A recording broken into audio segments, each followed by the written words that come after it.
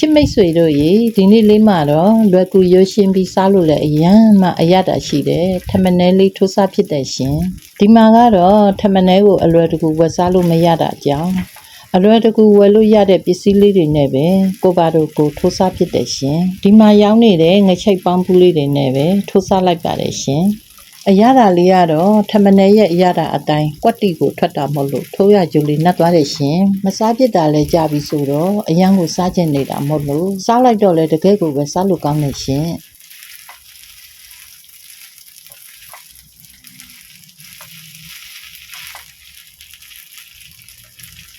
အရင်ဆုံးဂျင်းလေးတွေကိုလှီထားပေးပါမယ်ရှင်ပြီးရင်မြေပဲကိုကြိတ်ဆက်နဲ့လုံးခွဲလေးကြိတ်ထားပေးလိုက်ပါမယ်ရှင်ထမနဲထိုးဖို့အတွက်ပါဝင်ပစ္စည်းလေးတွေကတော့ငချိတ်ပေါင်းဖို့အုံးဒီဂျင်းနှမ်းနဲ့မြေပဲဆန်တို့ဖြစ်ပါတယ်ရှင်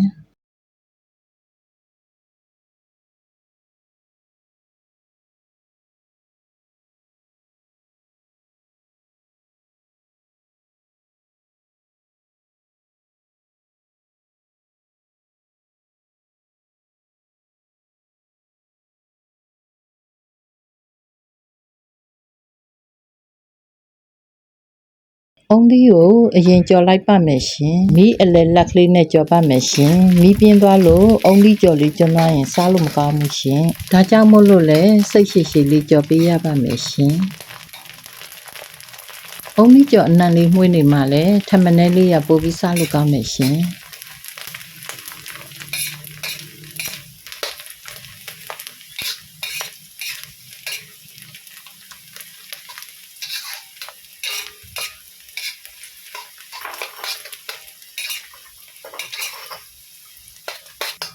ဒီနေထားလေးဆိုရင်ဆယ်လို့ရပါပြီရှင်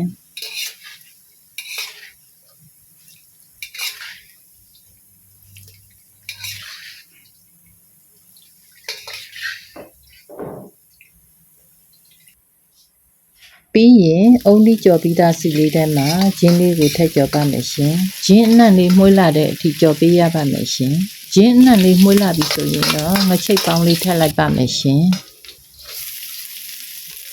စားအရတာမဟုတ်ထည့်လိုက်ပါမယ်ရှင်အရတာလေးနှက်ဆက်သွားအောင်မွေပေးပြီးရင်တော့ရေလေးနည်းနည်းစီထည့်ပြီးထိုးပေးရပါမယ်ရှင်ပြီးရင်တော့အဆက်မပြတ်ကလေးမှုေးပေးနေရပါမယ်ရှင်မဟုတ်ရင်တော့အောက်ကကပ်ပြီးတူးသွားရင်ထမနဲကစားလို့မကောင်းတော့ဘူးရှင်အဲ့ဒါကြောင့်မို့လို့လက်ညောင်းလောက်အောင်ကိုထိုးရပါမယ်ရှင်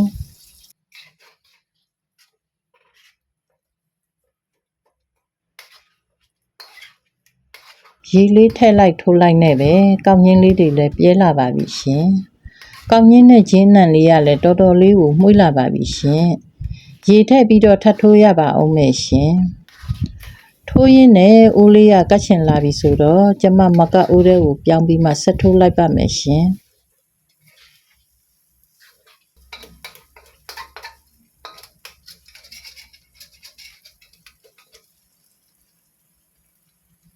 ကောင်းရင်းလေးတွေကပိုပြီးတော့မှပျော့ဣလာပါပြီရှင်မကတ်သွားအောင်တေချာလေးထိုးပေးရပါမယ်ရှင်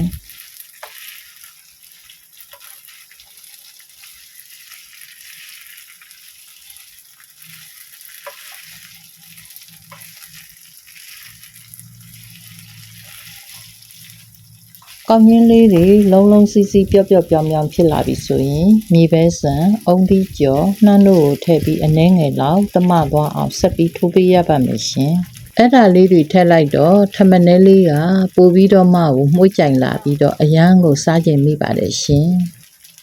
ထိုးပြီးချင်းကိုပဲစားဖြစ်လိုက်ပါတယ်ရှင်အမှန်ကတော့ကျမကကော်ဖီလေးတောက်ရင်ထမနဲလေးစားဖို့စဉ်းစားထားပေမယ့်ထိုးရင်နဲ့ကိုည7 နာရီခွဲကြော်သွားလို့ရေနွေးလေးနဲ့ပဲတောက်ပြီးစားလိုက်ပါတယ်ရှင်